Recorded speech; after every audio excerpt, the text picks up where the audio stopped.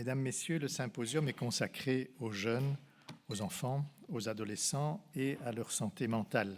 Dès lors, il convient d'écouter leurs témoignages. Nous avons eu la chance de pouvoir faire appel à Monsieur Yvon Lamens, réalisateur de documentaires depuis plus de 40 ans, qui a créé des films pour le symposium et pour les ateliers de cet après-midi, à partir d'interviews de 18 jeunes qui nous ont accompagnés, qui ont vraiment participé à cette aventure pendant plus de 20 heures. J'ai le grand plaisir d'inviter M. Lamens à me rejoindre sur le podium pour expliquer en quelques mots brefs une longue histoire, comment il a réalisé ces films remarquables dont vous aurez l'occasion de voir une partie. Pour des raisons juridiques de protection de la vie privée, il n'est pas permis de diffuser ces témoignages sur la toile.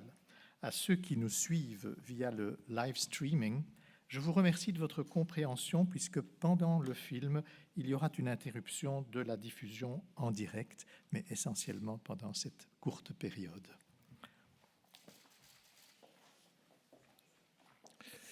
Majesté, Mesdames, Mesdemoiselles, Messieurs, je remercie les médecins de cette commission de leur confiance pour la réalisation du film qui va vous être présenté sur la santé mentale, sujet, Majesté, qui vous tient à cœur. Tous les jeunes qui sont dans le film ont tout de suite accepté. Ils se sont livrés grâce à une confiance mutuelle. J'étais devenu leur mégaphone.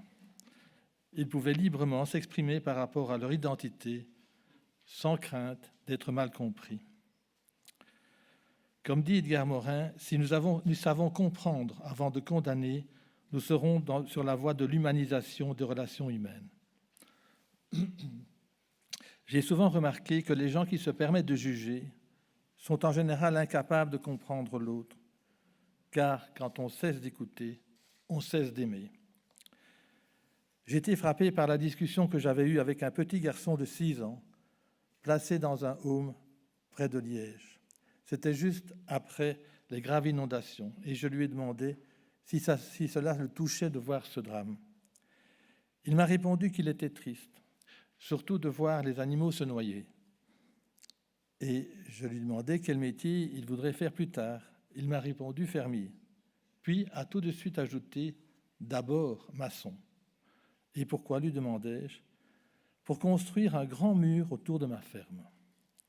Cela m'interpelle encore et faisons en sorte que nous tous apportions une pierre à l'édifice pour comprendre notre jeunesse en la protégeant. Je vous remercie.